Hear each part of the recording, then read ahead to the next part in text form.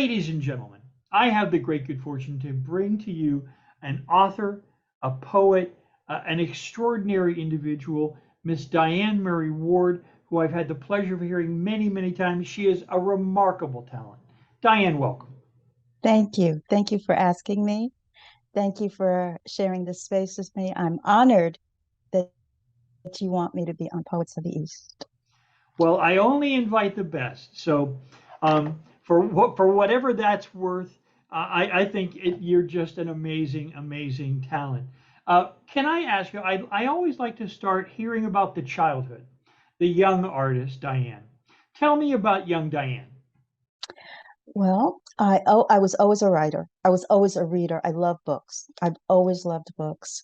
My parents had their college books in the house, so I'd always read. I used to read the encyclopedia. I thought it was fascinating. I was a nerd kid, proud of it. Still that way as a nerd adult. Live long and prosper. I'm right there. I'm a Trekkie, the original Trekkie, the That's original right. Trekkie. Let's not get Absolutely. confused. Absolutely. It was an environment in which my parents always were very strong proponents of education, and it was encouraged, and it really was just natural for us to read. We each had library cards from as young as I can remember. I just thought that was a given. I thought everybody had books in their house. I thought that, we had more than one dictionary. We had several encyclopedias. I just took it for granted, I think.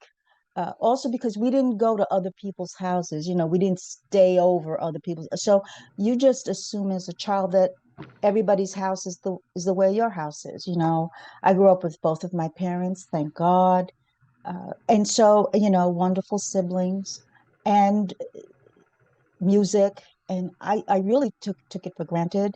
I had a little piano when I was a child. So those were things I really thought that's how everybody grew up. Until, of course, you go to school, you meet other people, I was also raised in an environment where my classmates were from all different places, spoke more than one language. I just thought that was, uh, I went to public school in the Bronx. And I was born in Manhattan, raised in the Bronx. And, the Bronx, and proud. And I just thought that was wonderful. I had the innocence of a childhood, which was wonderful. And I think, it's more difficult now for more parents to extend the years of innocence in a child, but that's for a variety of reasons. But I was happy. I had a nice childhood and accepted everybody, and there was no difference. Kids are kids. You mentioned the piano. Did you take lessons as a child? No, I was just Just for tinkling fun? along.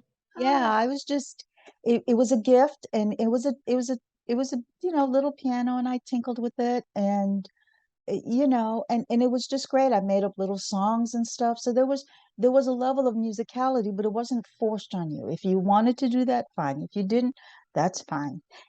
We had music, we had um, dance, I went into dance. My first dance teacher I had in high school. I went to a specialized high school, and I was very fortunate in that I had a wonderful dance instructor. My first modern dance teacher, Patricia Dawn, she was wonderful. But it wasn't a school for the arts. But that was what was possible for you to take in gym class. Took gymnastics in gym. I actually, as short as I am, only 5 feet tall, played basketball. They used to feel sorry for me and let me touch the ball, and then I'd have to give it back, but that's okay. That's okay. But what I did, actually what I did, and I think you'll get a kick out of this. So in high school, I was only 5 foot, and I was very, very skinny, very small. And of course, I was always the person that no team wanted to pick because I was the smidget. So, you know, but the tallest girl, her name was Darlene, I'll never forget. She used to feel sorry for me, and she was on the other team. And she'd say, Diane, did you touch the ball yet? And I said, no. And she said, okay, I'll let you touch the ball, but you got to give it back. So she'd let me touch the she'd let me touch the ball. But then I realized, you know what? I could shoot from the foul line. I was very good at that. But you had that knocked down. So if you looked at me too hard, I fell down. Oh, I got hit. Oh, uh, uh, uh. You looked at me too hard, I went down. And because I'm close to the ground, Eddie, I learned how to dribble really well. Okay. So those were two assets. So of course, if I fall down, you got to let me shoot. So I learned, let the ball hit the backboard, boom, it goes in, swoosh. So it's not the same kind of swoosh like, a Wilt Chamberlain, but those points count. All of a sudden, I became an asset. So even though I was the littlest person there, all of a sudden I wasn't the last person selected. So, I say that to say I learned very early on, use whatever asset I had to my advantage, and being the peanut of the of the class was no longer a deterrent for me being able to play basketball. So I played basketball. How about the school newspaper, yearbook, stuff like that? Did Nope. you do those things? No, I was really into science. I was really into science, and therefore I liked math. Math didn't always like me, but I liked math. But I liked science. I liked astronomy. I liked that kind of. I liked lab. I liked microscopes. I like that kind of, and I liked world events. I liked current events. I like the world view.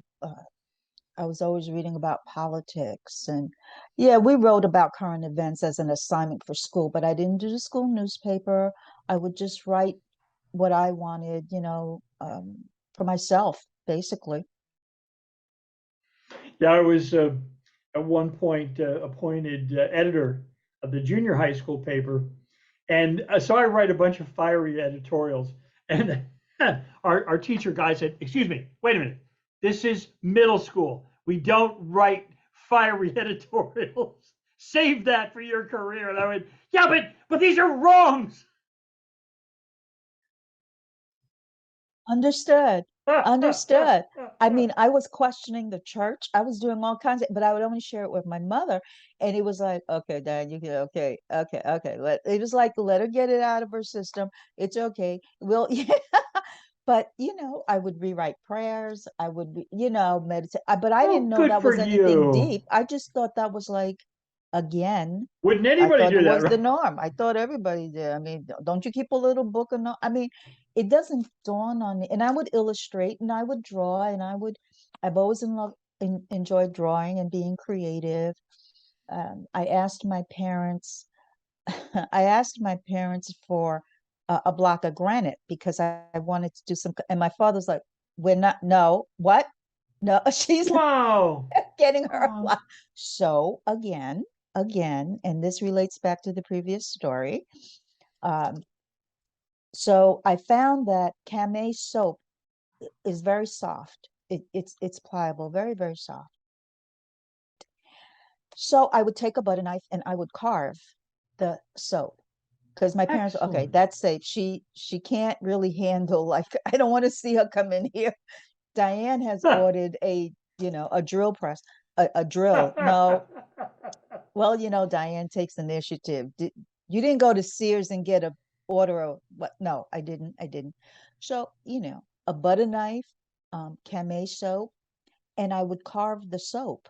And I would carve, and then of course the soap is good. The shavings you put in a little ball, a mesh ball, and Right, right. I I didn't know I was recycling, Rick. I didn't know that. But I was because I would take these bars of soap, draw faces, draw hair. I would put beads for the eyes. I would Oh, take nice. curling ribbon, make it the hair, and I would give these as Christmas presents. Oh, how And nice. then, of course, as you use the soap, as it wears, you still got soap. So, but I did not.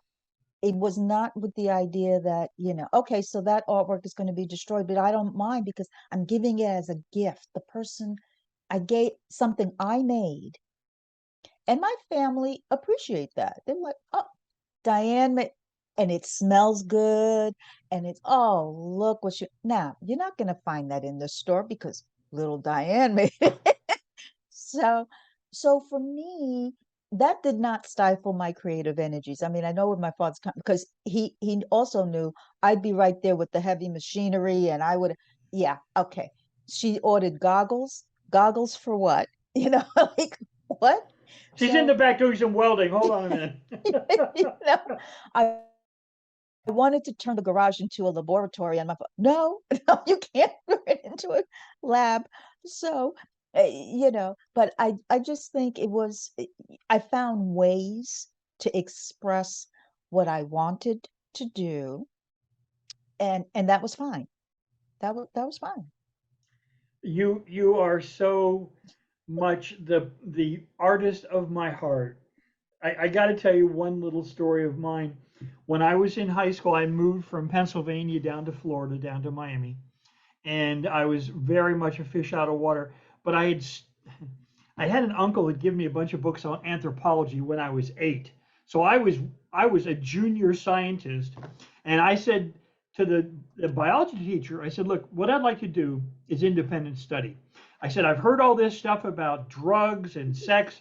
I want to do a study of the students. And if you let me take your final exam cold and I do good on it, you got to let me do independent study. He went, yeah, sure, fine, go ahead. So I did, and I did. And then I said, listen, you guys have ties to the colleges. Is there a project that I can get involved in as a high school student with the college? Turned out there was. So I ended up doing a rodent study for University of Wow. Miami for 3 years while I was in high school by collecting rodents, measuring, weighing, and all that sort of thing. Interesting story about that. But anyway, so yeah, I was absolutely right there. Man, Diane, how nice, how wonderful. So when did you go to college? What did you study? So I, since I was so into science, and I really enjoyed it, while I was in high school, I attended a program. It was a pre-medical research education program student at NYU. And at the time, what the program did, it took students from specialized high schools that were science minded, and we were able to do internships actually at NYU Medical Center.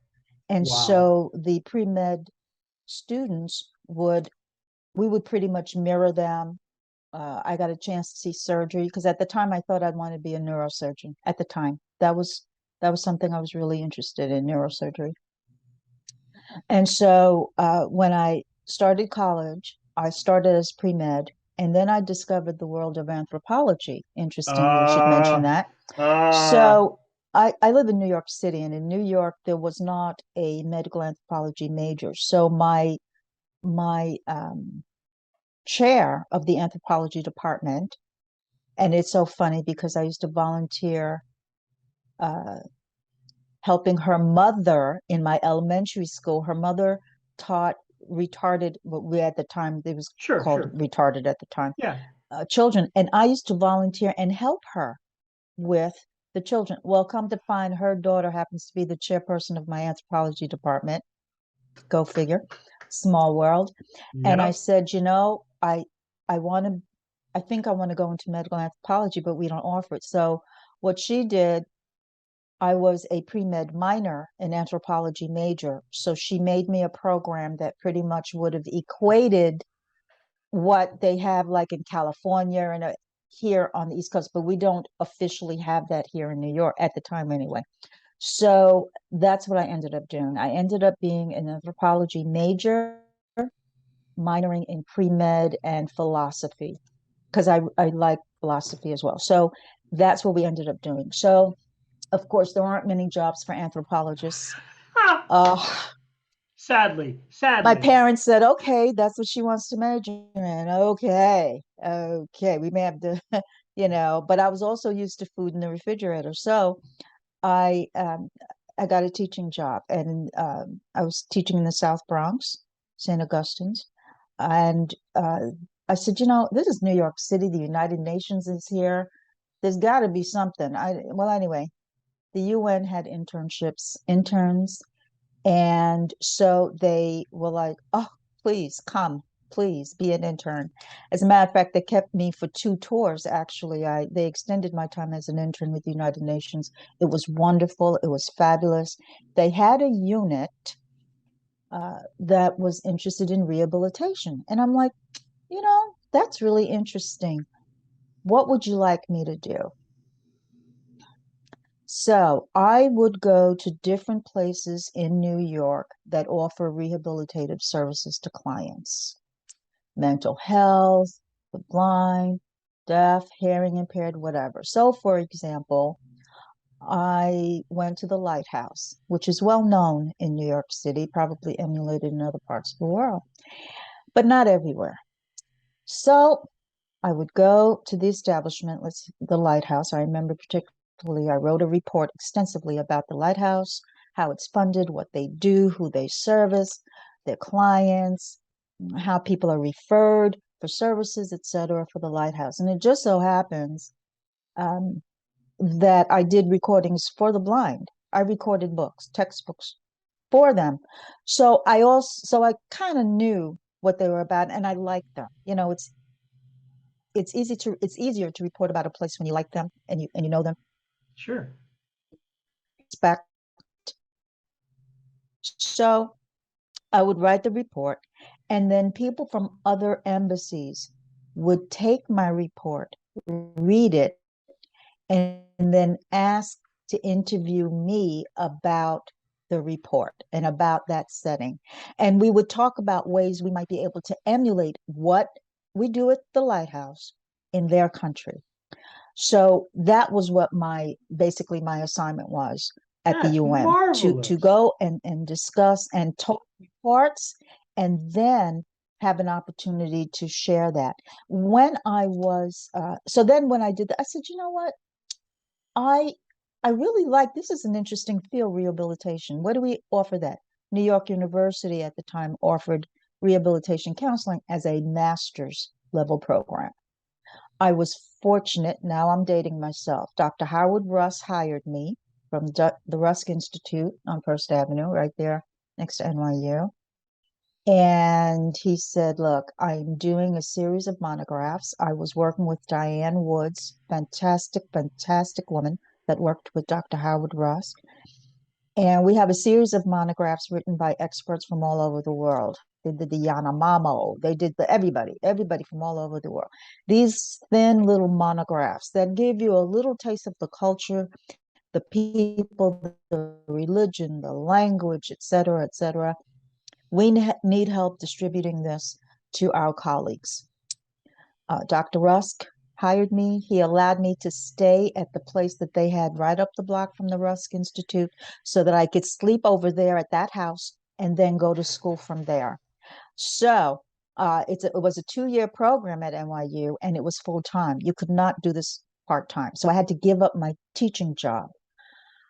So between I had an apartment in Queens, and Howard Rusk allowed me to live in that house during the weekday. I was able to eke it out. And that's how I discovered rehabilitation counseling. And Howard Rusk, wonderful, wonderful man, gentle. It's just a wonderful institute. And you learn from the best. What can I say? You learn from the best. NYU's Absolutely. program was wonderful, absolutely wonderful. I was able to attend on a scholarship at NYU because it was very expensive. I mean, it was expensive. And I had wonderful colleagues, and I went from there to being a college administrator, Long Island University, Brooklyn campus, where I worked with disabled college students. And disabled college students, freshmen and sophomore, who, as you know, when they try to go get a job, there's nothing on their resume that says they have work experience. So my job was to develop internships for them. in business, in companies. And very telling, very educational. And I think for the most part, their parents of these young adults, I'm not going to call them children, young adults, had a hard time letting go because these are individuals with special needs. Okay. Okay. So I would develop these internships. And my wonderful friend, Dr. Susan Cohen, that I worked with, she would take them from the junior senior level. So I had freshman, sophomore, and she had junior, senior. And it was wonderful because, you're educating several people when you place someone who is disabled or handicapped in a work setting. A lot of people don't understand, the brain still works. Just because I'm in a wheelchair doesn't mean that I can't operate my mind, um, my speech, anything. And I remember one fellow in particular, again, I'm dating myself, he had Agent Orange, and we were very concerned that he wasn't going to live long enough to even graduate. And I remember him saying to me, why are you bothering? I'm not, I don't think I'm gonna survive getting through college. I said, oh, nope, you're my student. We are going to pursue this. And I'm not going to give his name, of course, but political science student, wanted to be a lawyer. That was his dream. That would have been my dream if I said, no, no, no, no, no. That is your dream. Let's work towards it. And I think you'd appreciate this, Rick, when I talk about the parallel learning experience that this became. So I got him an interview in a law firm in Manhattan, a private, big time law firm, lots of staff, the big wide doors, you go in, and they even have people come around and give you coffee on a cart.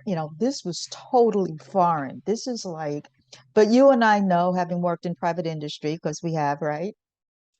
We know it's very different than working city government. Private industry, there are a lot of perks. There are some downs, but you got to weigh it, right? But they Yeah. are, it ain't bad. So he comes in, he has an aide, and we come in, and I did not tell the employer what the person's disability was.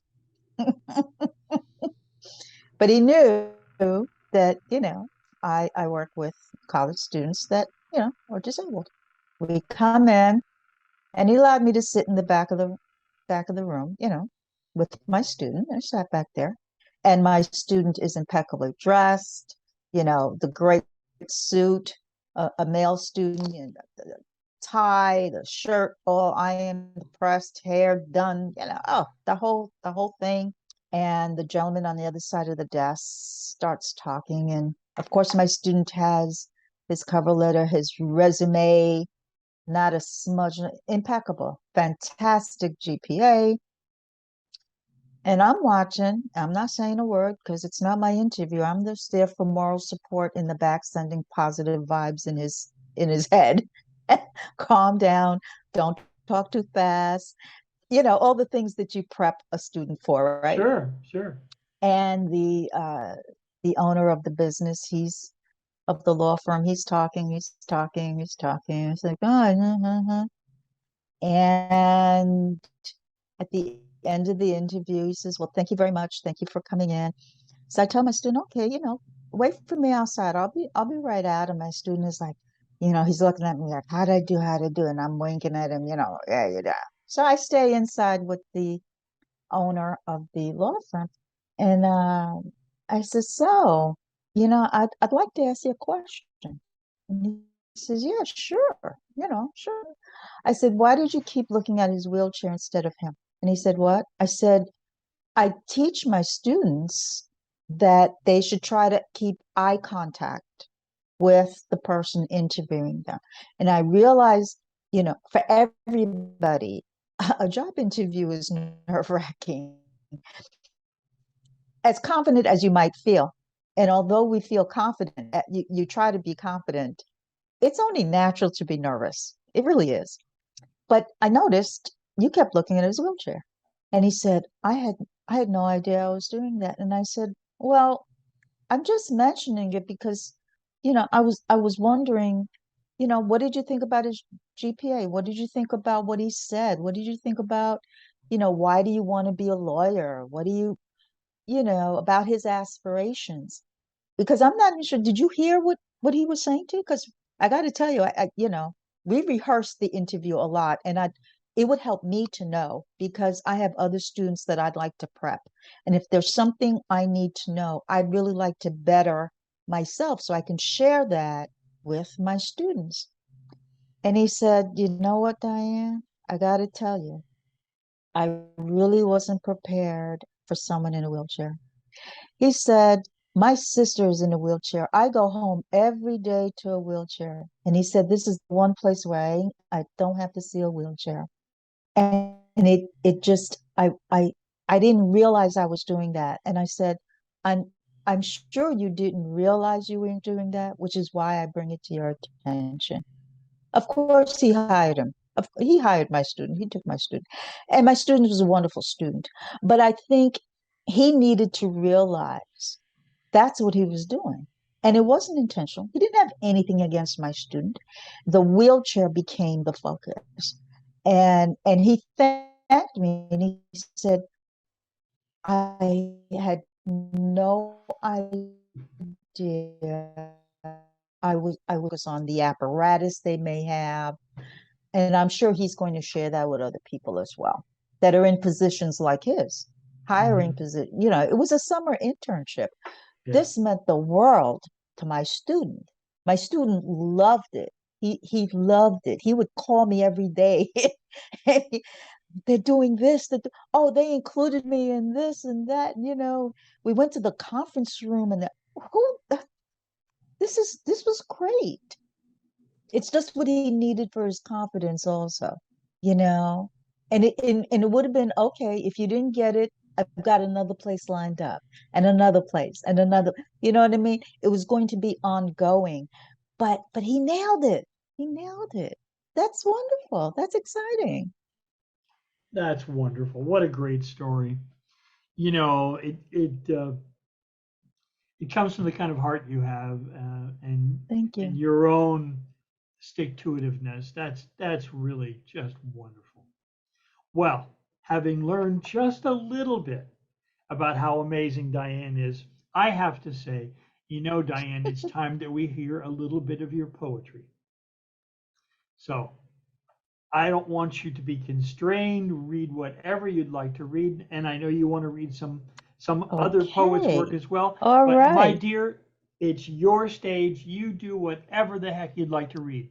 And one thing I like to tell my poets, you know, so often, as wonderful as Zoom is, the Zoom poetry gatherings are amazing. They're wonderful. They're fun. But they have these horrible time constraints. Well, I want you to feel that you can read that long one if you want to, no problem. Okay? Okay. It's funny you say that. I don't know. I do have a long piece I would like to read, but first, when you talked about childhood, I have one piece from childhood that I would like to share with you. Oh, please. I've written several pieces about my childhood because there's an innocence to childhood that is just. I look back on it now and I said, "Oh, that was innocence. Oh, that was." But I'm grown now. Okay, so this is called, and I've read this several places, and this is called. This is short. It's called "I Read During Storms." The elevator took its time coming to the lobby. It's true, but I wasn't concerned since I was waiting patiently. I entered and therefore thought nothing of the door's slow closing. It would eventually. I wasn't concerned. The elevator had a few floors to climb to my apartment. And since I was always eager to start my homework, I was already a nerd in elementary school. I commenced to read. This elevator was chugging along slowly, stopping on each floor.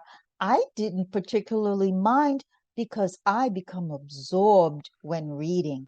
I had a jump on my schoolwork. This is a good thing, right?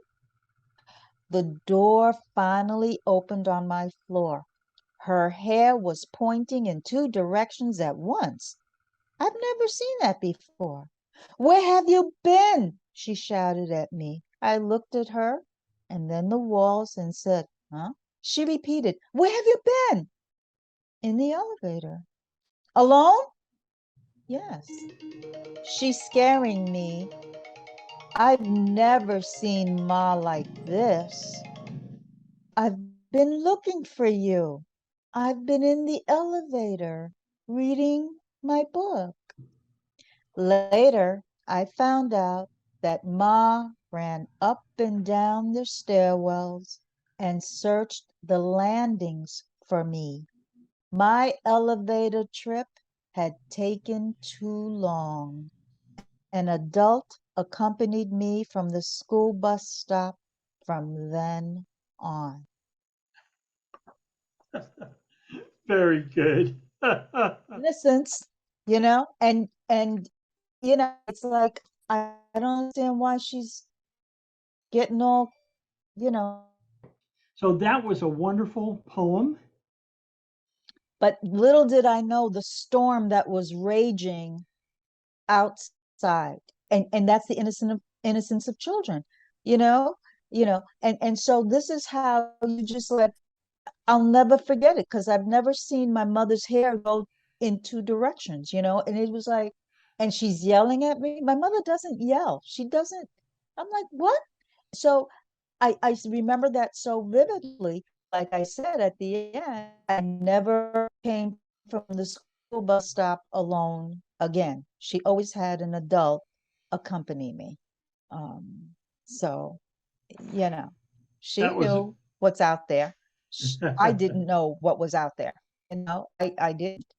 So what I started to say was I was so fortunate to have uh, an anthology that was put together by Miro. It's called Love Letters to Gaia. Miro and Nuyorican Cafe authors put this together, and I'm only going to read part of my submission because it is long, but I want to read some other stuff as well. And I'm going to read just the first part. Mine has actually four parts to it. If you get a chance, it's called Love Letters to Gaia, nice. and it's edited by Miro and a few other editors from the wonderful, fantastic Nuyorican Cafe. Okay, and I'll explain the title after I read this first part here, and then we'll talk about it. My friends call me Salix B. Inc., to whom it may concern. No, really.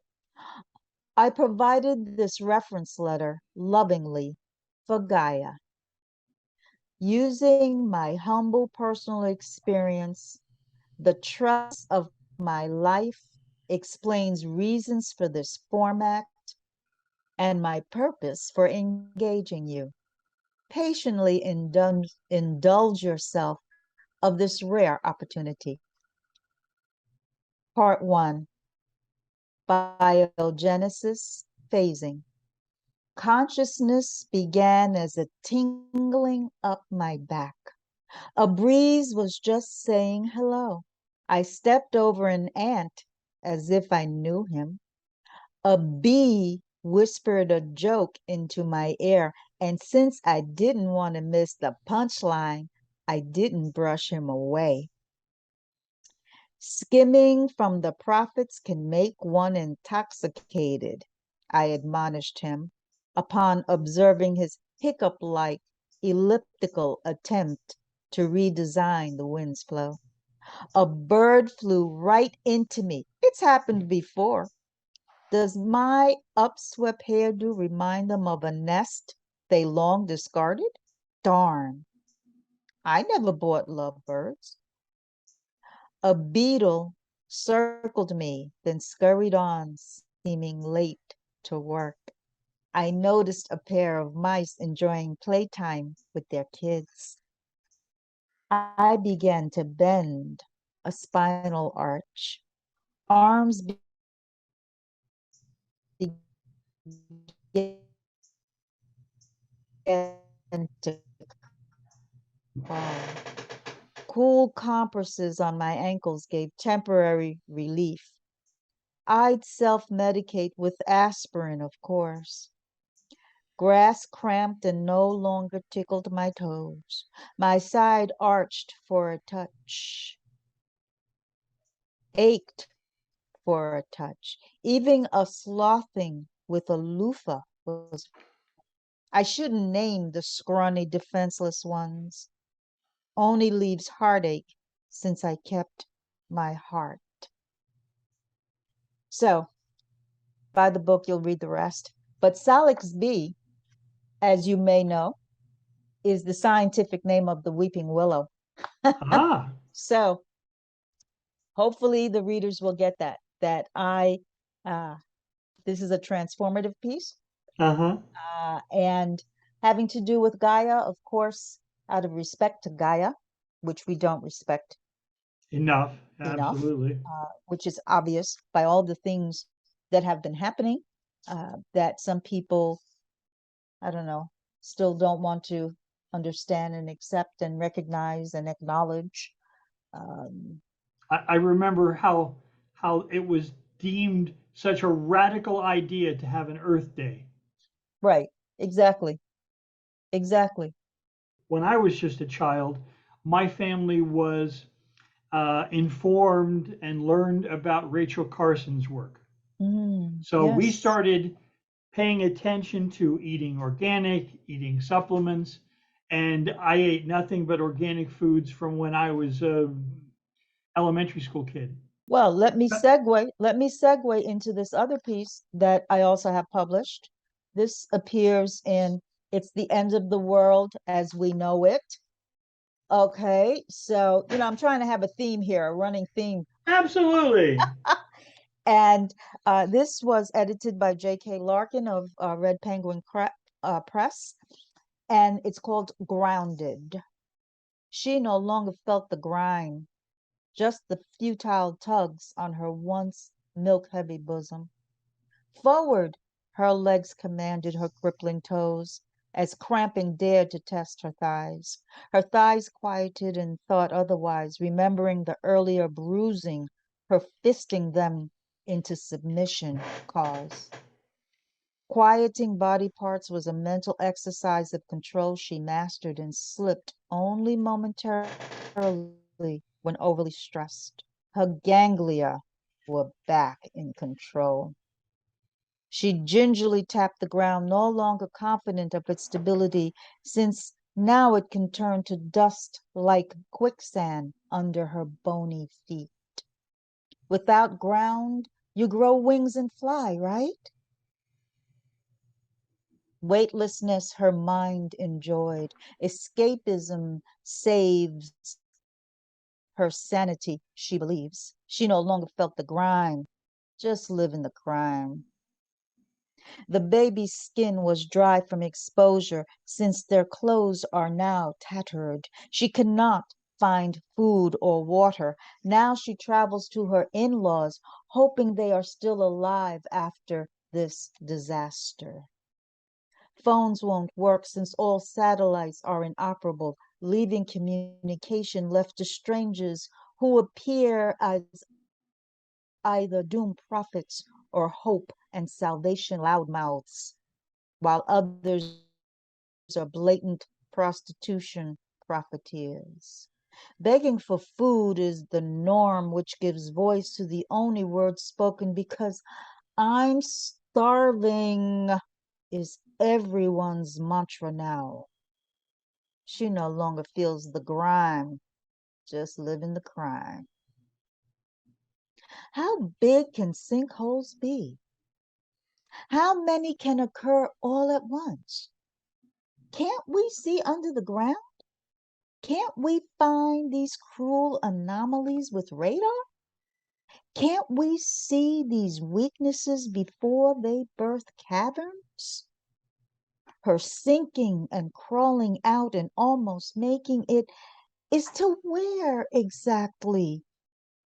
Rescuers are falling deeper into these crevices, the abyss, the dark holes, these internal reversed craters.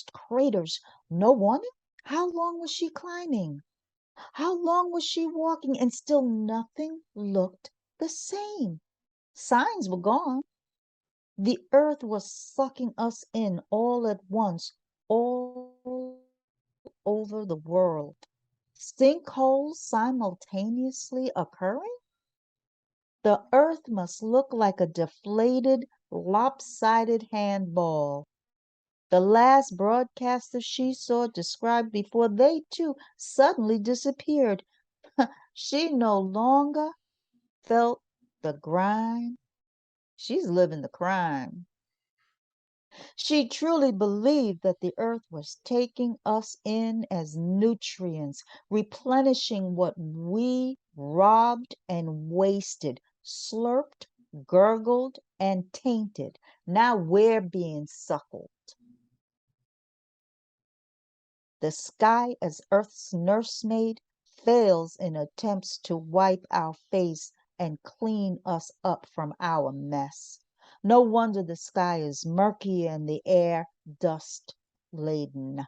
For now, the sky looks like the Earth's soil white cloth, the newly birthed russet sun defecated blood dark clouds.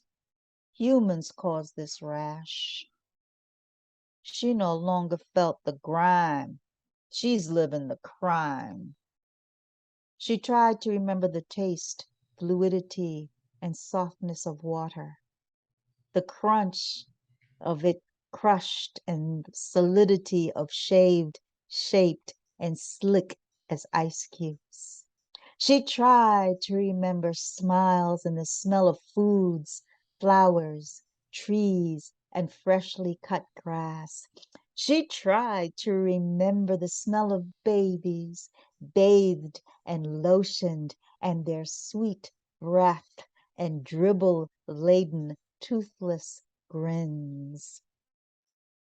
There was no more whining. Whimpering transformed into mute limpness. Unable to cry, her swollen eyes twitch from tearless ducts. No heat emanates from her baby. She began to chirp like a songbird between laboring breaths. She's now at a point past hunger, and her body, like a shared chemistry set, has elements missing.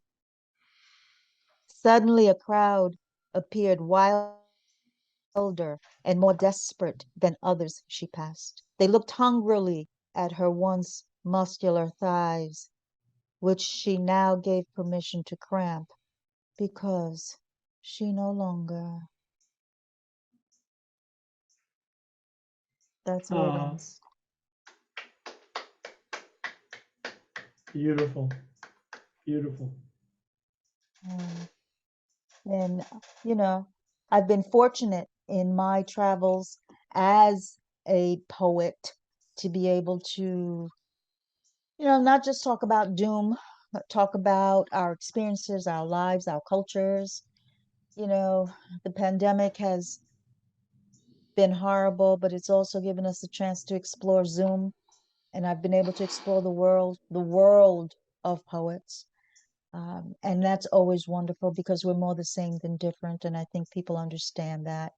And we all get here from various ways and various means. I'd like to read this piece that I wrote called Relative Never Met But Known of. He was now a widow with small children to raise on the volatile island of his homeland, his birthplace.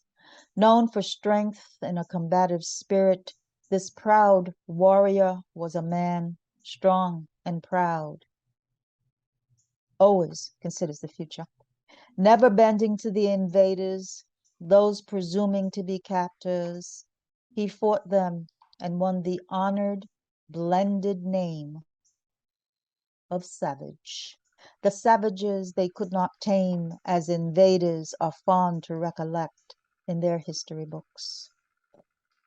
He provided for his family's freedom. My great-grandfather never caught, never bending the knee, always free. He learned some from them, not all. He learned their languages, used his own. He learned of their religion, kept his own.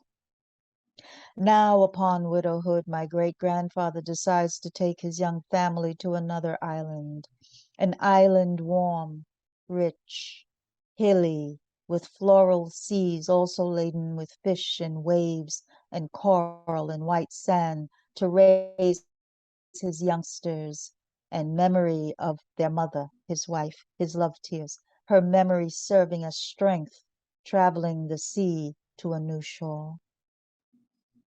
Hoping not rocky sand, hoping for smooth sailing, he works hard fending for his children, the widower with young children. In this process, he relies upon his eldest daughter, all of 12 years old, the role of new matriarch, the mother tender of her siblings, my grandma. Her youngest charge is only 2, calls her Nenen, as she neither recalls nor needs any other semblance of mothering. Throughout the trials, joys, children, and arguments, both die as old women. Their endearments through years of trials and joys, and children, and arguments, and tears, and travel to the American mainland. The Carib Indians' survival strength remained. This blood within me challenged even today on the Isle of Manhattan.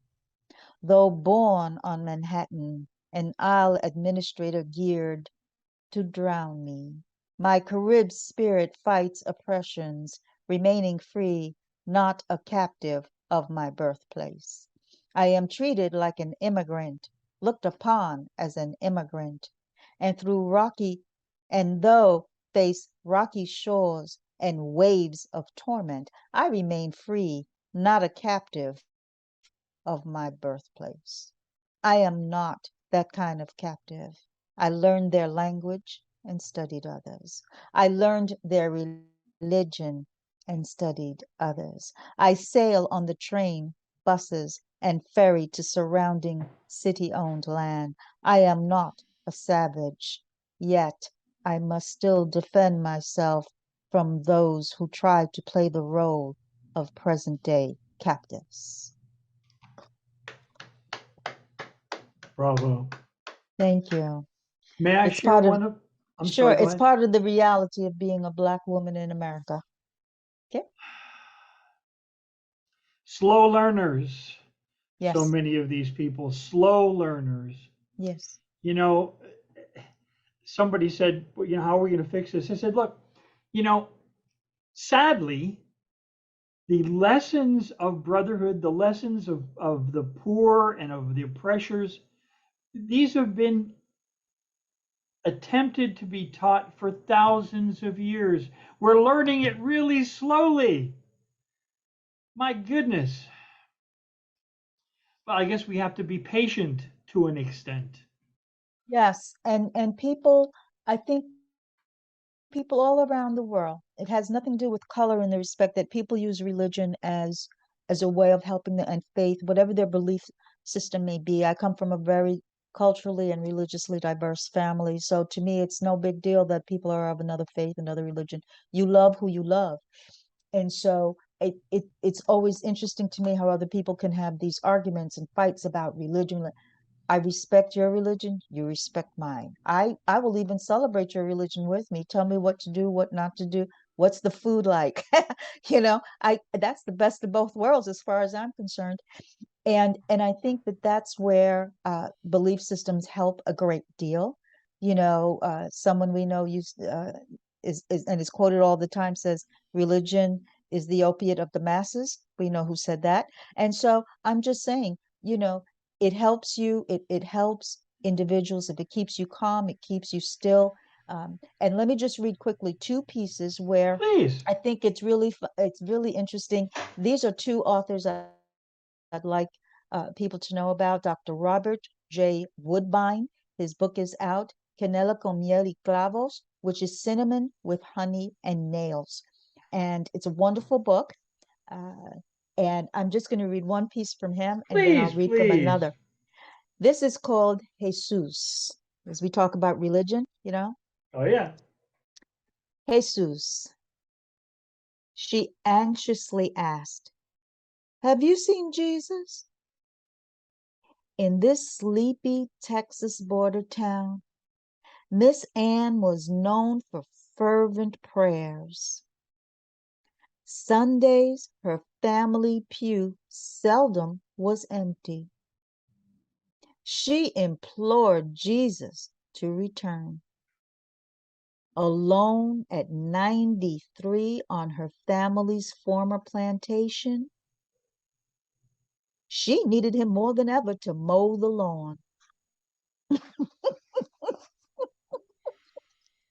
You know, I think it's wonderful.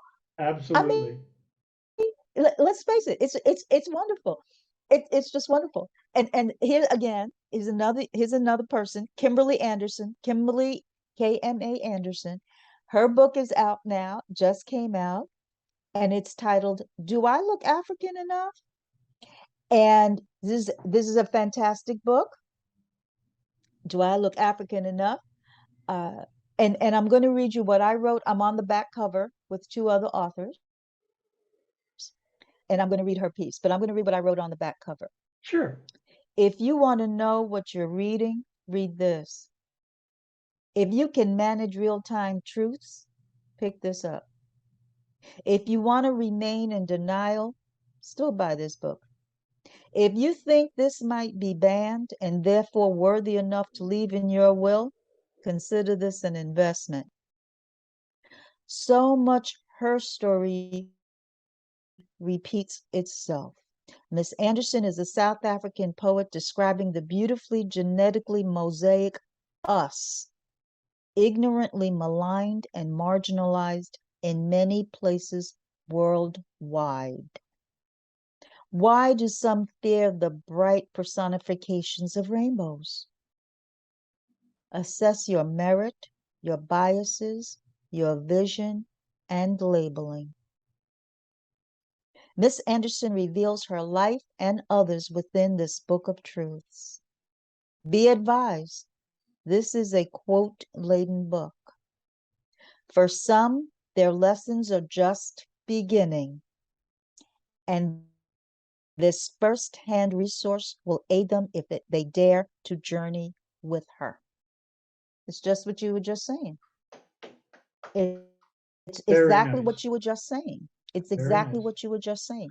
So let me read this one piece Please. where she talks about prayer. The title of this is called The Prayer of a Peaceful Fool. And she wrote this in relation to the 2021 South African unrest. Call me the peaceful fool that prays in hope that my plea for peace could reach the ears of God. I tried to raise my voice so that it might be louder than the chants that incite lawlessness and call for war, louder than the glass doors and windows of stores shattering, louder than the bombs and bullets that rain down on the streets of KwaZulu-Natal and Gauteng, louder than the sirens that intensify the images in my mind as my country burns. The peace that once was is now filled with the stench of smoke and gunpowder. Day by day, this monster grows, seeking to devour all in its path and waters the soil with blood, only nourishing the seed of hate. I once wrote that I feared for when the ground beneath my feet would start to speak. I also fear that there may no longer be a ground for me to stand on. So I pray. I know my sins are many and I am not worthy to ask for anything of you. But if you hear me, consider my plea. For I am just a peaceful fool holding on to hope that we might heal again. I pray the streets are no longer battlefields, that violence is no longer our only form of communication, and destruction is a thing of the past, that growth as a nation is all we strive for. This is a prayer. This is my prayer, the prayer of a peaceful fool. Bravo. Can't get clearer than that. Bravo. You cannot get clearer than that. Yeah, I have a poem called The Blind Man That Only Saw Love. Exactly in that same vein. Exactly in that vein. But if you'll allow me to read a piece for you, I think you'll appreciate this with your anthropology background. Um, when I was a young man in Miami, one of those horrible incidents where a police beat a man to death. And uh, he was not a poor man, and he actually had a middle class life. And their attempt to cover it up and to lie didn't work, and there were huge riots. And I said to myself, why doesn't an anthropologist explain why this stuff goes on? Why doesn't a behaviorist explain that while there are in groups and out groups, it needn't be violent? And then lamenting that I wasn't hearing anything but, drums beating, I said, okay, I guess I've got to write it. So I wrote this. It's called A Behaviorist Perspective, The Causes of Racism. The troop or group, the clan's glad hand, the sign of 9, the grip in the dark, the posted mark informs the stable state of norms. Remembering the frames of membrane games, brain disguises, shade your eyes in apple pies, it sizes the territory, the turf. Well, the good should, our side of town, our group is right in the sight of good God's smile, even sunlight reviles your kind outside the pure to allure with your kind's lazy, stupid stunts. A sparrow of a different hue could be torn and cloven too by a few of another blue hunt. The strength, bounding, bonding, unicellular life in multicellular strife, responding, besiding, ties the atoms so tight, minute molecular might, and chooses in precise measure who you'll sleep with tonight. Beehives survive by tribes trance. The queen's romance excludes the rude outsider, protects the provider, determines the rider of the queen's desire, embolden invaders, reduce the chance for the tribe to advance. Baboon troops and fishy schools know who the foe is, who's to go, where's the friend, who's the end. The rules used training fools by gene and team's wish, that's culture's dish. It keeps the Portuguese man of war banging on the door. It explains to the colony who'd hang on to and why. Cultural clash, like red ants and black as a reason to attack, is a common step to keep them hep to good guys and bad. But isn't it sad how often the supportive social ties, the tools of molecular rules, can conceal the lack and leak of the social contract for the greater stack? The organs of your hand would be foolish to war or inflict harm on the arm. Could the leg force the knee to submit or flee? Could the brow to the forehead say, drop dead, be gone, am scray, and then, in confusion, sway against the neighbor's array? As this is to make a fist to relate the cultural trait, a boundary in this or any country, take Humpty Dumpty. He's really something to relate to the ground with a loud cracking sound. Unicellular or multicellular, in clothing and in motion, you're expressing the notion of your tribe. It doesn't hide, wouldn't try. But membranes even say, if you lean over easy this way, together is stronger, lives happier longer. Cultural rifts needn't cause tiffs or express fists in pain what it is when they mean the support of us. They needn't bleed trust or force us to muss the membrane's edgy thrust. But if you say it must, symbiosis is being, osmosis its meaning. Surely you know this. There's no relief in grief. Let tribal libel cease. Extend the grace of space. The use of social bonding to unite is great, but even edges meet and act to attract the surging urge to merge.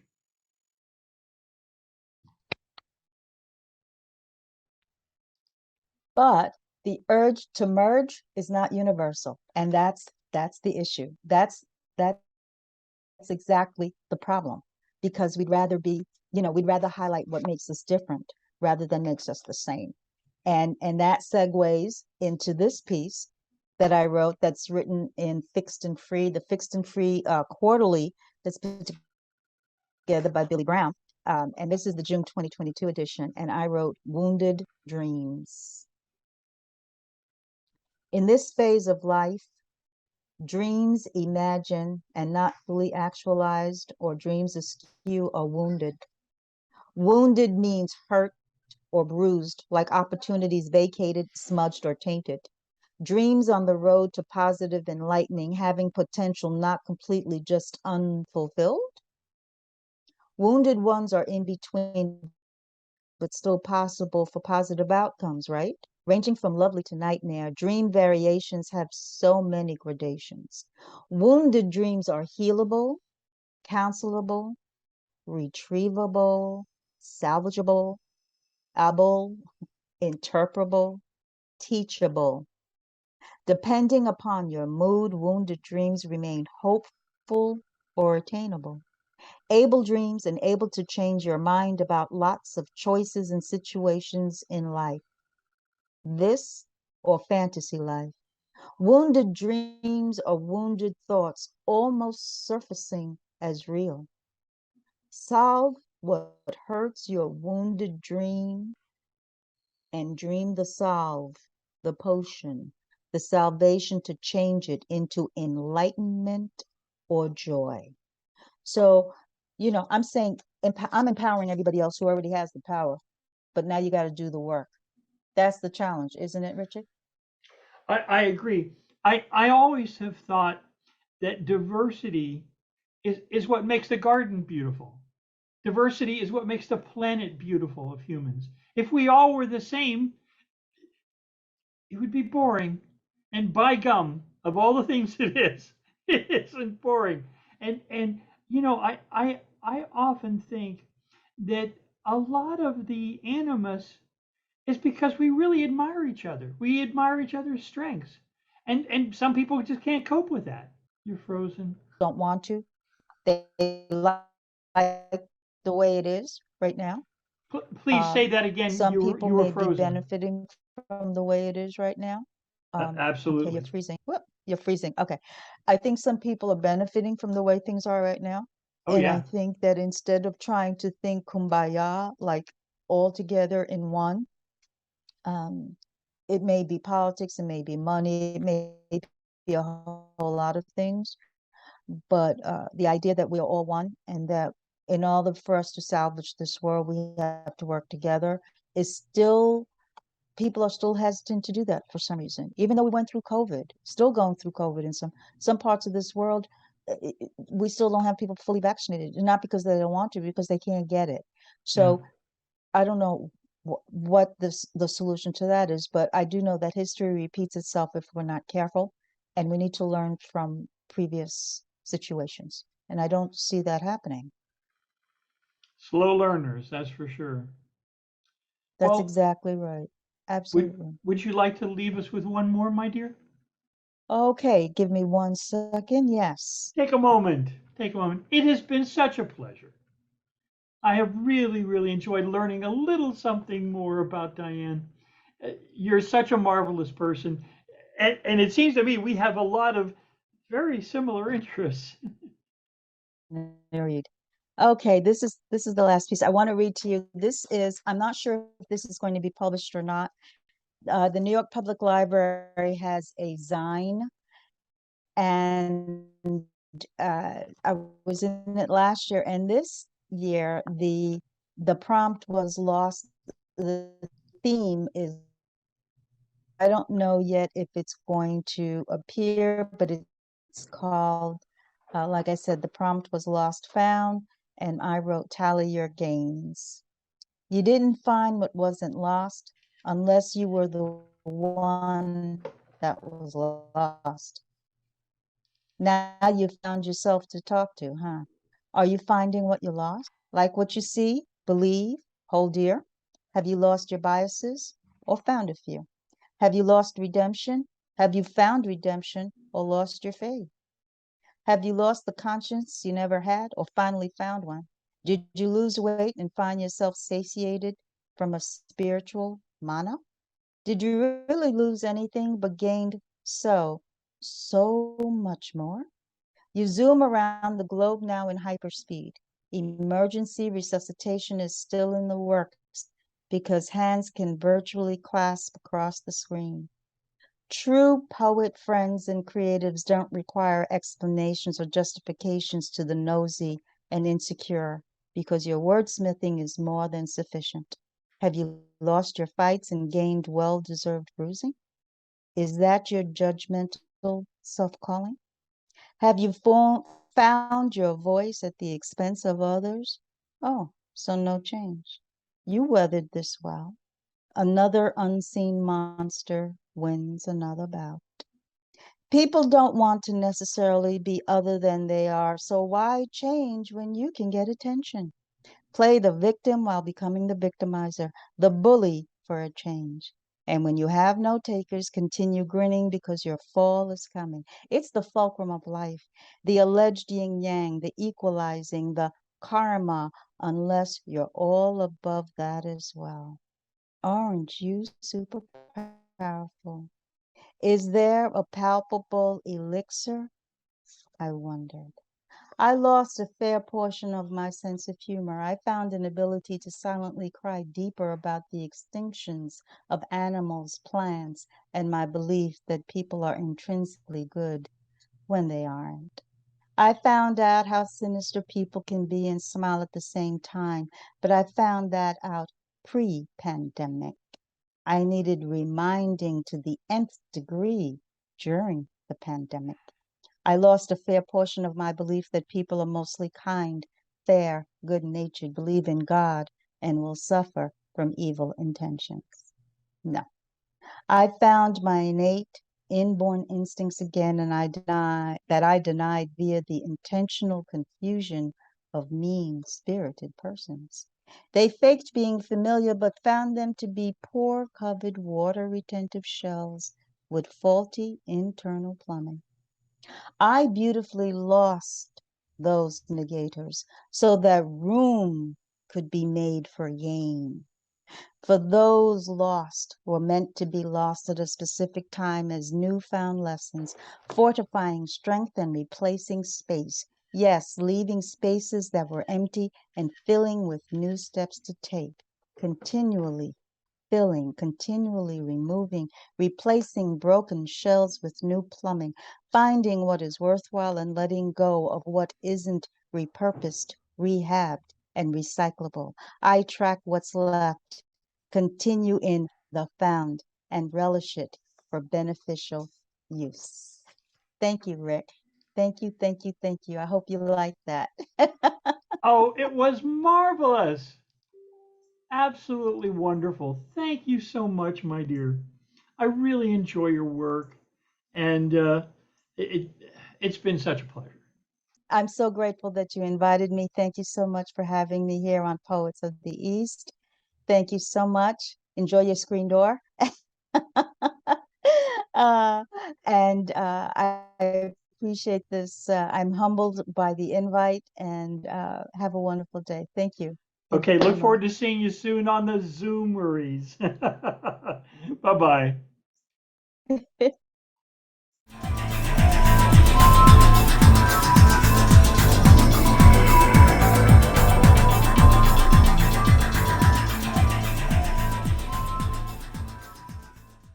Ladies and gentlemen, I'd like to welcome Mr. Dominic Windrum, a poet of extraordinary talent, an educator, a man who has worked in the rarefied air of, I'm going to say, very much spiritual poetry.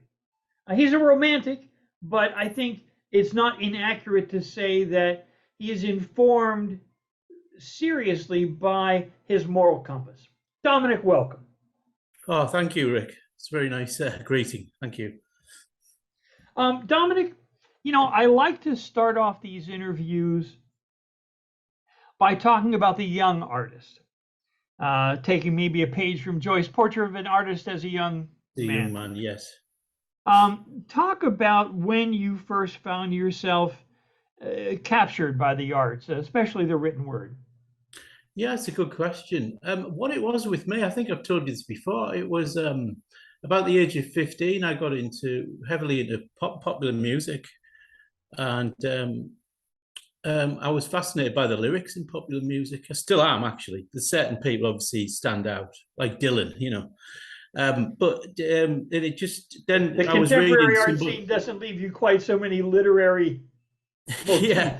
But I was reading like a pop group that I liked at the time. I was reading the lead singer liked Wilfred Owen, and he'd mentioned Wilfred Owen, and he mentioned Shelley, and who else was it? Well, Jim Morrison off the Doors he'd mentioned as well. It was, you could argue, was a poet, and I just really because we were doing Wilfred Owen at school, you see, so it was, I got really into it through the pop medium of pop music. Yeah. Yeah, I was very taken by Jim Morrison myself. He was the first contemporary figure that I thought gave poetry a legitimacy that otherwise, seemed to be an academic pursuit, the pursuit Yeah. of professorial archivists. And when you heard Jim Morrison, you could not be confused. This was a vital creative force. I don't know if you've heard of Delmar Schwartz, but he was Lou Reed's teacher at Syracuse. Is it Syracuse? Oh, Is yeah. that right? And Lou Reed majored in English and philosophy, but he wanted to bring that into rock and roll, which he did quite successfully. But yeah, yeah. So, when did you begin to seriously put pen to paper yourself? So I must have been about 16, just about a year after I got mentioned the pop lyrics and things. I thought I could write some lyrics and things like that. And I don't think my efforts, though, I think I might have them somewhere in the house. But my first major poem really was at the age of, what I consider was from the age of 19, which is probably quite late, I don't know. And it was on the death of my grandmother. And that just fueled it. And I read it to people at university. I was in the first year at university, and people say, "Oh, it's fantastic," because it worked on different layers, levels. And that was the first one I thought was worth keeping. Now, in the historic records, I've seen some what seem to be quite dramatic reading photos. Were you involved with reading aloud or reading in the public from your college years? No, funnily enough, when I was at university, there wasn't really capacity for that. It was just something I did in my own time. But like 15, 16 years ago, I started performing in the local area. So that was quite a baptism of fire. It was quite interesting. Some of the people I met. I don't do it now, though. I don't perform locally now. So Well, I was a young poet in the late 60s writing anti-war work and pro-peace poetry. And I found one thing surprised me. There was such, at least where I was, it was a very competitive scene. If you went to read in public, they called them slams, of course, and there were winners. And to me, that seemed odd, like putting a triangle wheel on a wagon. You write, I write, we all speak, hopefully from the heart. Delivery, I mean, okay, delivery, I think you can make a case. But if poetry comes from the soul, are we really competing about souls? It just seems strange. And of course, the fact that I was winning quite a bit, I thought was completely beside the point, They still have these. I was at, I don't know if you've heard of an English poet. He's not that well known globally, but Roger McGough, his name is. He was around the time of the Beatles, and he does quite sort of quirky poems, funny poems. And I went to a retreat that he was organising, and he was involved with the Liverpool scene. And now, how far or close are you to Liverpool? Oh well, yeah. I met him in Halifax. It was in Halifax, the centre, and it was where Ted Hughes used to live. You know Ted Hughes, the poet. And it was quite fascinating. We had about 5 or 6 days there. But that's what I was about to say. It's in England. It's a little clique. It's a little clique. It's hard to. So I mean, America. I've got this October Hill magazine, and then there's a spirituality magazine that I'll be in next year. So I'm just interested in America, really. And then, that's what I meant to say. My friend Shireen, that I met through an Oxford University course, she's going to publish some of my work. She's from Sydney, Australia. Nice. And she's going to publish some of my work in Australia. So I just look globally now. I think it's a good idea, don't you? The internet gives you that, doesn't it? Yeah, that's one thing I think you can say about COVID. One of the benefits of COVID is that while it closed down the local venues, it opened up a world for many of us. Yeah. I don't know. I mean, that's what Margoff was saying. He said in America, he was saying it's even more closed than here because he said, Harvard and all this. But I've never felt that. Is that correct? Is there a class system there? It's not as marked as in England, surely. Literature is literature. Science is science. There's always, the approved minority. And of course, the young upstart breaking in metaphor works in both arenas. I was just reading an interesting quote from Max Planck, the physicist, who said, "Physics only advances when the last bunch dies off."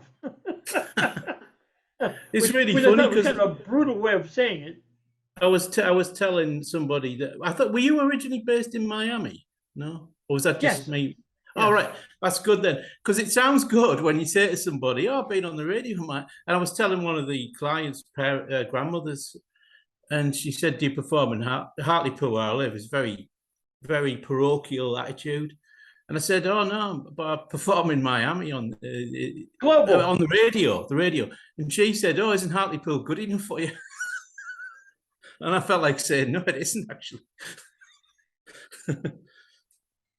Yeah, it's got that Miami Vice feel. If you're over here, to think. Well, you're welcome to say that you were on the show with a poet from Miami. You can still say that.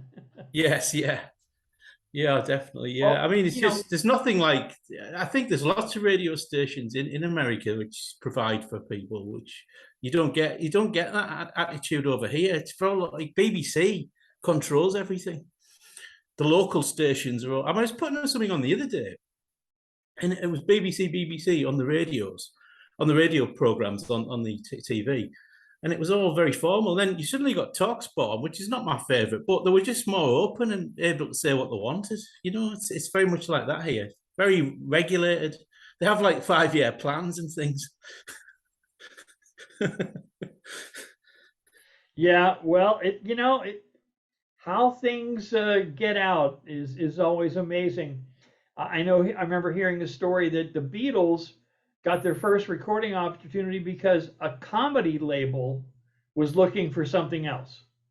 Really? So, I can imagine that, yeah. Yeah. And can you imagine the person that rejected them, what he felt like? Well, ask Galileo about that approved official science, right? Yeah. Well, all right, let me ask you this.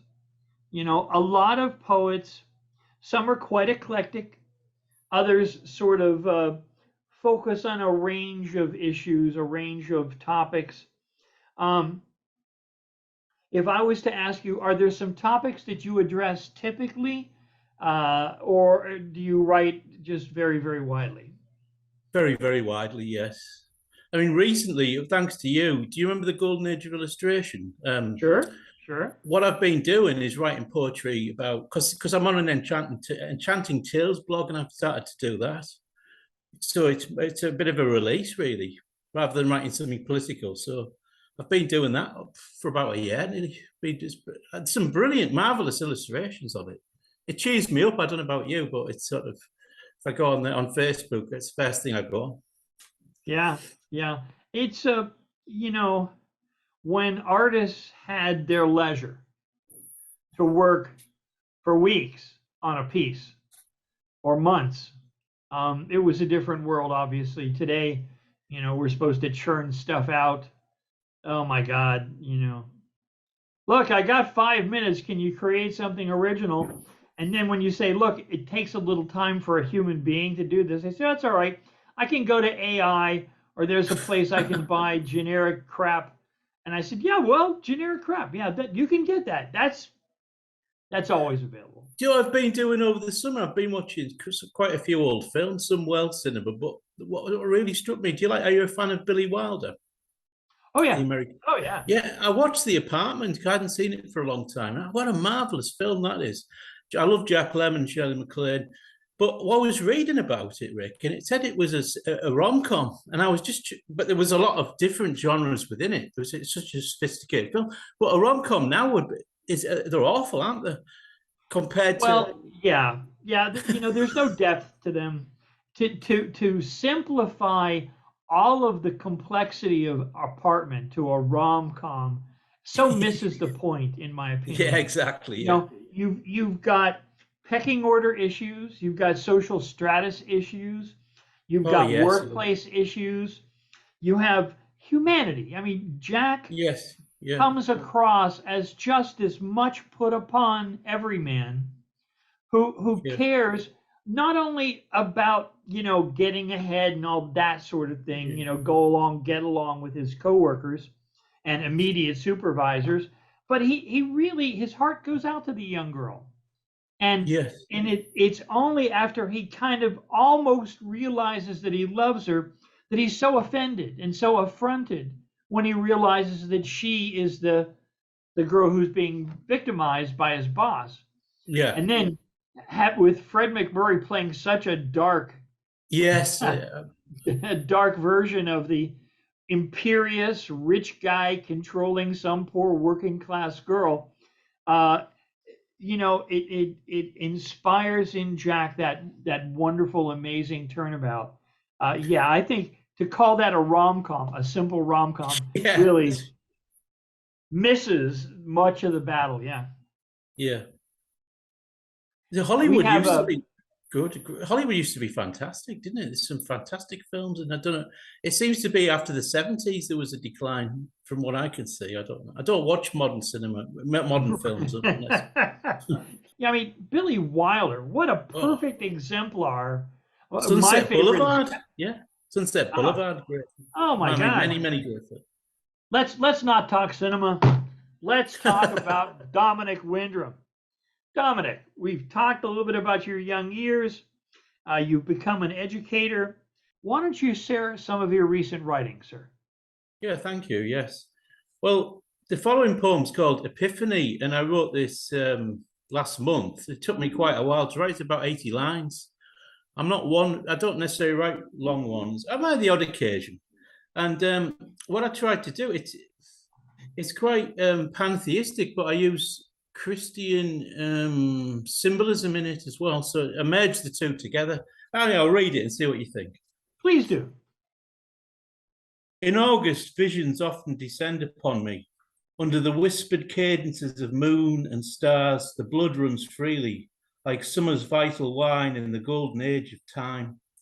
Vivid spectacles of soaring birds and swirling seasons flood theatres of fear and carnivals of profound despair. Small pious congregations of yellow daisies form fresh chains and start to worship the sun by the tree of life. Windfalls of apples in gardens of enchantment ripen and return to seed as time stumbles on towards the twilight. Yet epics of winged prayer ascend to open, white, azure-tinted heaven. In hallowed houses, the raising of awareness of cross and crescent, of the way the Dharma wheel. Blue-eyed visions flow like rivers towards islands of freedom, where chants of exuberant flowers echo across the world. Nearby, within strange shipwrecked psyches, a sea change of significance. Diving eyes perceive the glow of blue-green worlds where rich pearls abound.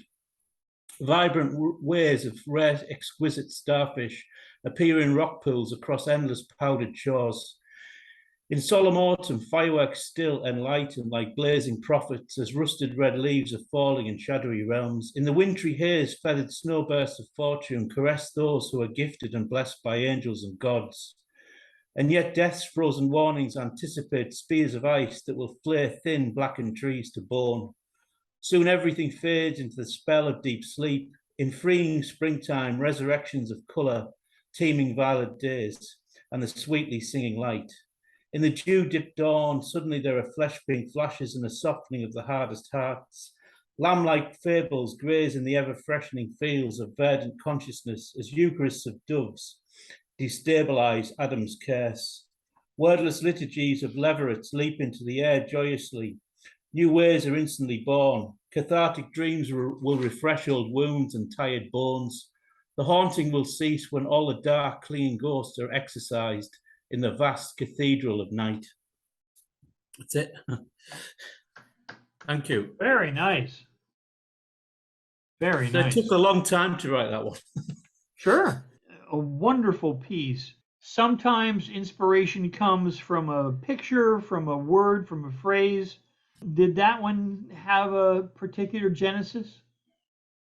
Yeah, it was a dream initially. Yeah, it was like a pantheistic kind of dream. And then, see, I've always tried to what I'm trying to do with my poetry is, obviously I grew up as Catholic. I'm basically a lapsed Catholic. I don't really go to church, but it's kind of in my blood, the language of religious language. I like the sound of certain words like communion and Eucharist, things like that. I mean, And I mean, what is language but a set of metaphors?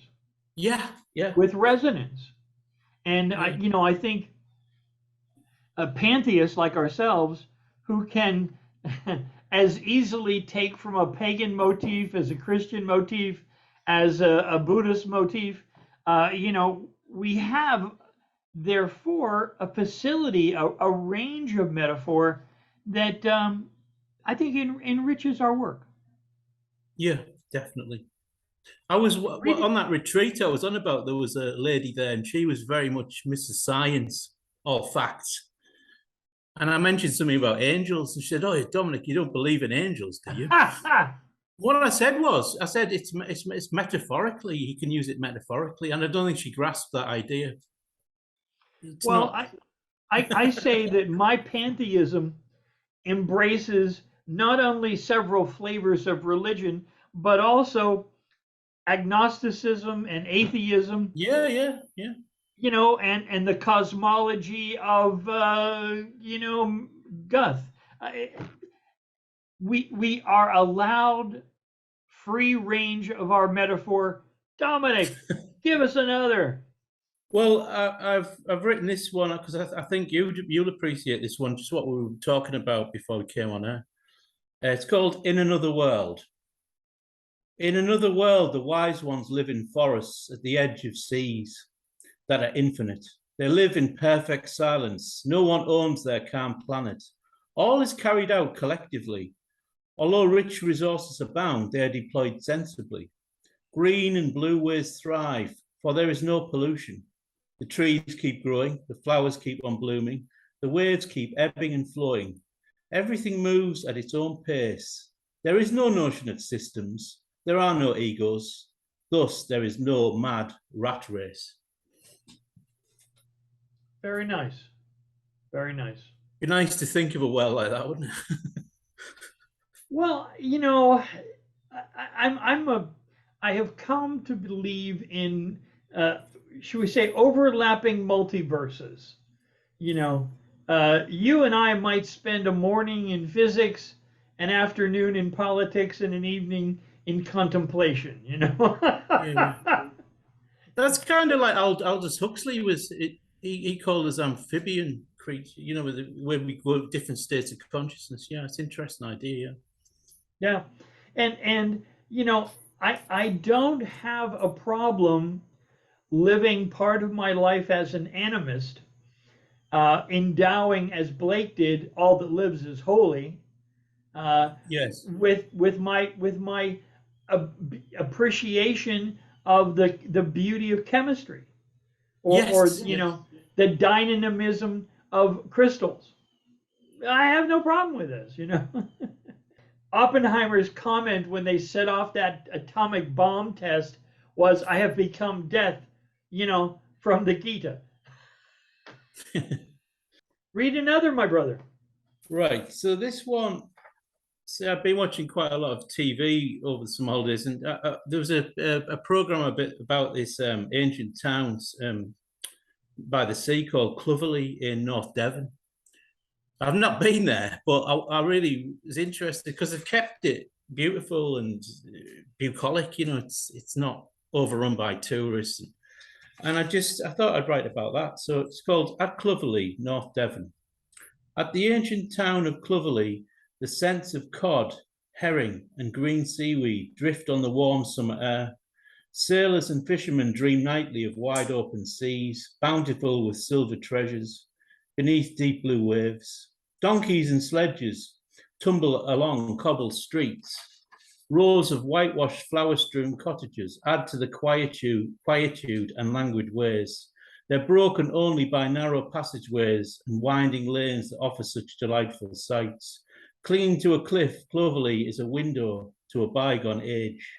Before more functional times stake their steely claims on sovereign consciousness. This ancient town is a unique sanctuary. Lovely. Lovely. Listen, one of the things I wanted to mention to you was, you know, when we do our performances either live or in Zoom, a lot of times the constraint of time, you get a chance to read one, maybe two, you know, a 3-minute or a 4-minute. If you want to stretch out with one you don't get a chance to read very often, please. Well, feel free to read one of your longer ones. Yeah, I wasn't going to do a political one, but I've got this one. It's almost like a rap. It's sort of seven syllables in each line. So it's Save Gaza, Free Palestine. It's a justice theme. Save Gaza, Free Palestine. Some hope contained in this rhyme. Media continues to lie about this conflict. You cannot pretend not to know about occupations, wars. TV screens distort vision with their glaring emissions. Henceforth, wide reading is key to analysing bleak themes. Do the research and you'll find truth, while many remain blind. Move from darkness into light, as to discern wrong from right. Read Noam Chomsky, Edward Said, also Norman Finkelstein, Cornel West, Tariq Ali for insightful history, Ilan Pappé, Gideon Levy. They'll teach you wisdom, break mainstream media's spell, which means victims stay in hell.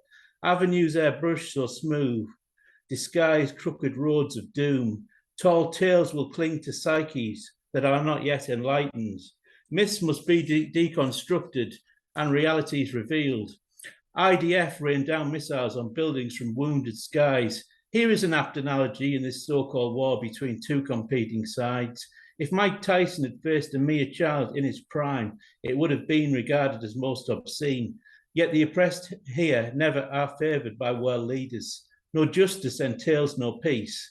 A people's dreams will not cease. On the wind, hear voices cry, Save Gaza, Free Palestine. Bravo. Bravo. You know, human beings can be such slow learners. Slow learners. Every time I put the BBC on, you know, it's like the elephant in the room scenario. They just don't discuss the thing that's obvious, you know. We can't talk about that. Just ignore it. And it's so frustrating watching the British TV. I mean, I'm very sympathetic with the Queen. I'm very sympathetic with the Queen. It's upsetting, but the thing is, you can't force mourning on people. You know, that's what they're doing at the moment. They're forced, and like I can't get work next Monday because the funeral. And I asked someone today. I said, "Well, what time would you like me to come round?" Oh, it's on all day. It's on all day. How can a funeral be on all day? Sadly, you know, I think the purveyors of mass media are smart enough to know that ritual is powerful. Yes. They're smart enough to know that pomp and circumstance looks like good picture television, but Yeah. what they fail to do is to realize that they're supposed to be performing a service. Part of what they're for is to Public keep service. people Yeah. informed, and they fail at that miserably. Yes, definitely. Right now in America, we have what essentially is a radical right-wing revolutionary would-be dictator, sort of semi being investigated, with no one saying flat out what this man tried to do was destroy democracy. No one says it. So it's kind of like, over there's a trial, over there's an investigation. Oh, look, you know, his people are up in arms, but that's not the same as recognizing the threat to democracy that he still is. And it's It's so quite frightening. far-fetched.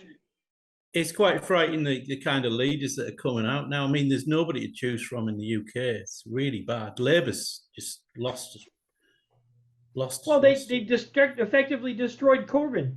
I think the lesson is there that if you speak the plain, simple, unvarnished truth, you'll be destroyed. Yeah. The system is not set up that truth and honest delivery of facts can occur. And Yeah. that's bad news. That's bad news. And how can you say to a young person with that nonsense going on that they have to take politics seriously, that they have to participate, when they can see flat out that it's not a fair game, that it's a game that they are set up to lose. And the question is just how badly. Well, those of us with some historic perspective know that this battle continues. It's the same battle where we took John and said, you're going to behave by the same rules as the commoner. You're saying about the right wing. There's a right wing movement in England. I think it's called the English Defence League. But the why they're getting people on their side though is because the Labour Party have ignored white working class people for so many years. So it's attractive to them. Now, I wish we had a movement that could get those people and steer them away from that kind of thing. It's a nature of bores a vacuum, you see, and that's what's happening here at the moment. Well, no, it's they're not got any political power, but I could see it could be like in America, very easily. It's one election away. One stupid election away. But it's a very divided country, isn't it? I think it's very divided, isn't it, at the moment? Yeah. Well, look, I came of age during the Vietnam War when they were saying, "Oh my God, it's so divided." But I'm enough of a student of history to know that during the Civil War, when family was set against family, it was pretty divided then. I'm enough of a student of history to know that during the Revolutionary War, you had 20 to 30% for the revolution, 20 to 30% against the revolution completely, were still loyalists, and then the vast middle that didn't care. They just wanted to go plow their field, and they weren't for philosophy. They didn't get it. Their philosophy was, can I feed myself this winter? That was their philosophy. So I tend to think that we've been tribal. We're a tribal kind of organism, but maybe we can, with a seasoning of poets, we can treat each other decently enough. Sir, how about another poem from Mr. Dominic Windrum? Well, since I've been waxing lyrical about America, I Please, think more wax. An ode to New York City. So New York City is very important to me because of the artists that have come out there, the songwriters, just terrific, New York City is the place where dreams can come true if you are prepared to put in the effort. Most of the artists, songwriters, and singers that move me stem from there. And since the literate East Coast has accepted my poetry many times for publication, how could I ignore New York City? Sweet center of world madness and the core of creativity, prone to tragedies, alas, and yet the Big Apple keeps on thriving. It's tough and knows the meaning of surviving. Very good. Well, you know, I'm going to offer you one of my recent ones, Dominic. Oh, brilliant. Yeah.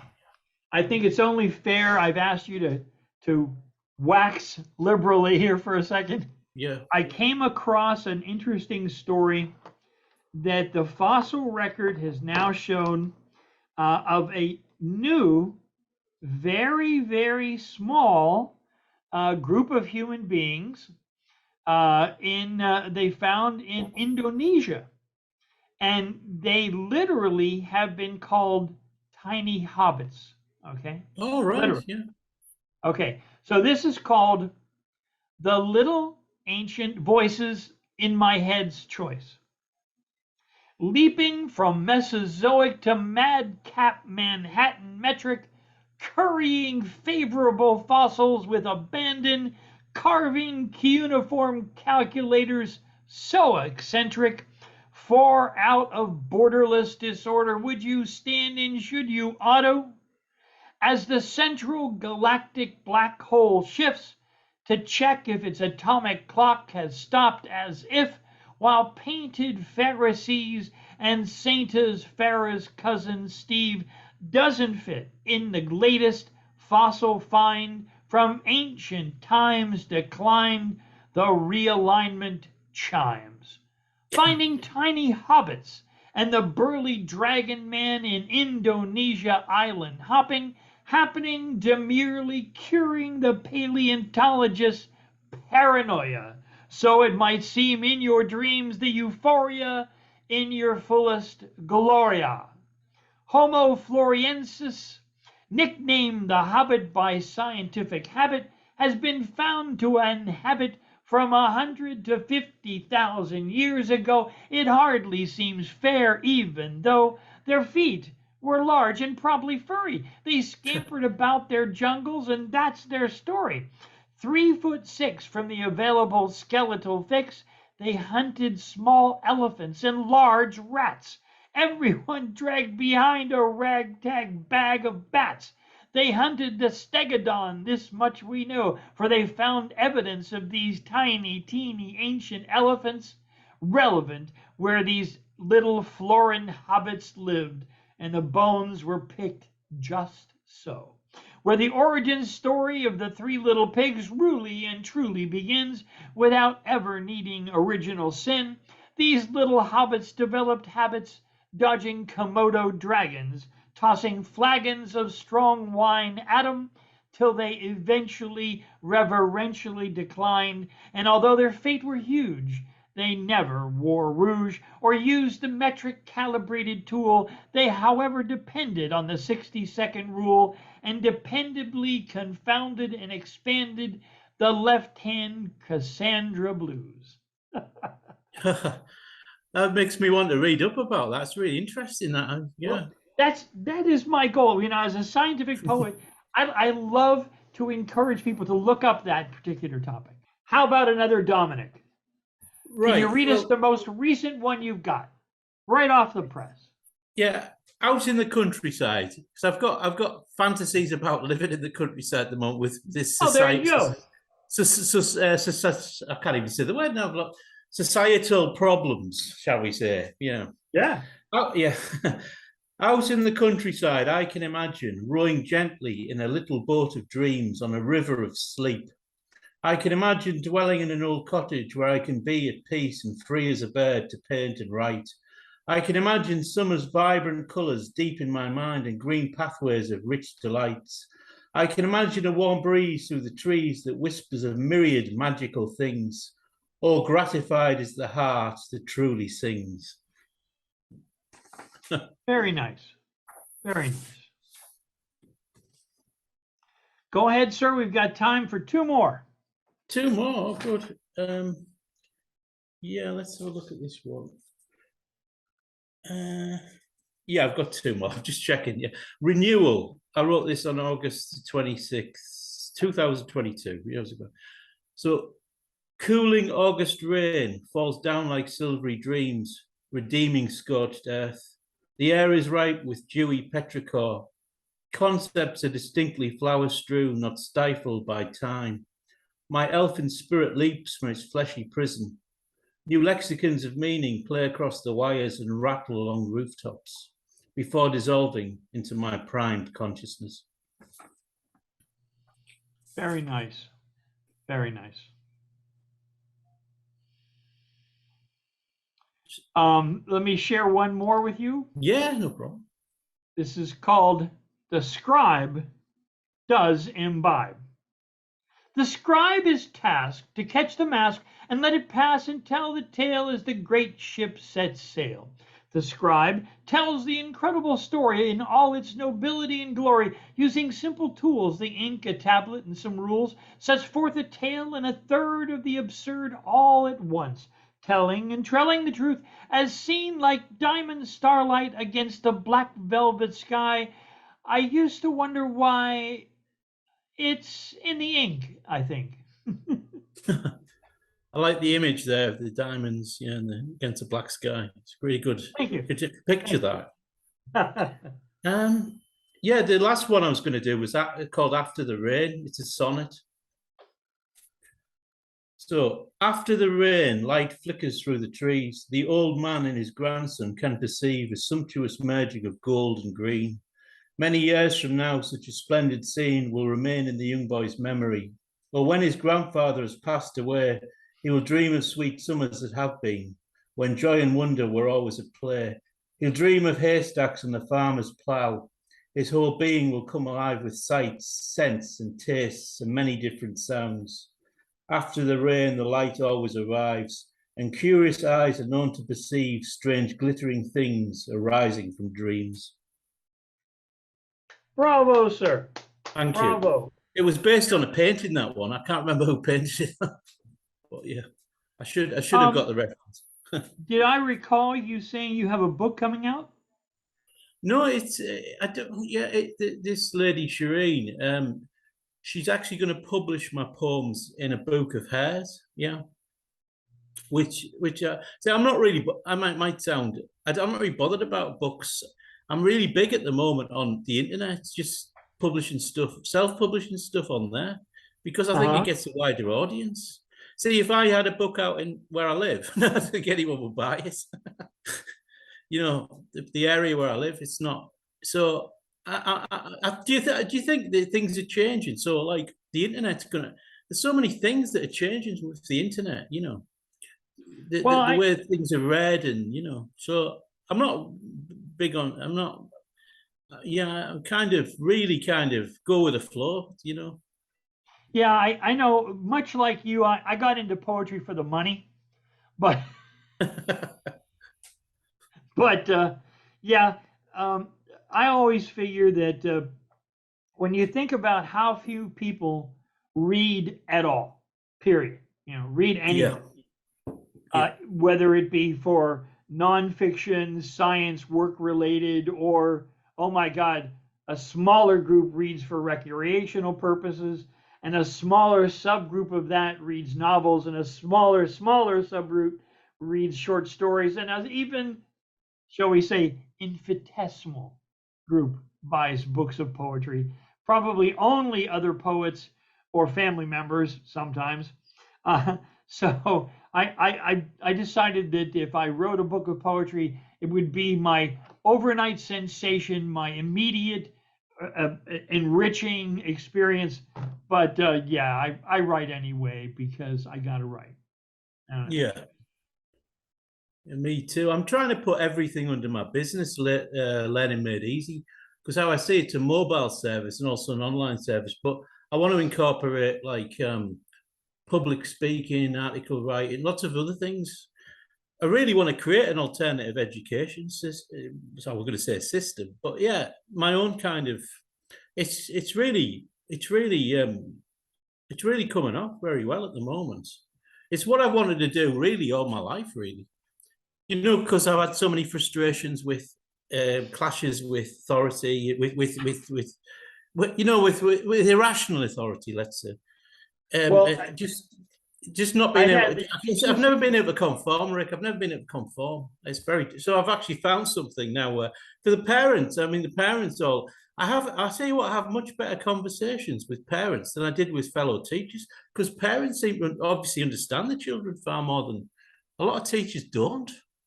That's why they get my services. I know they have to pay for it, but it's really, things are changing here. Because all the schools, you said earlier about statistics, they all say they're all brilliant. So who's failing then? They just fix the statistics to look good, Yeah, seen that.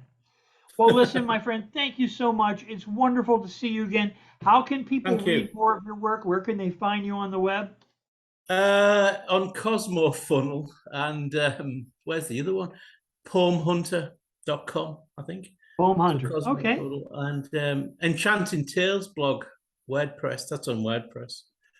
Okay. So there's a few Well, places. thank you so much. Wonderful to see No you. bother. Okay then. See you now. Bye-bye. Thanks, Rick. You bet.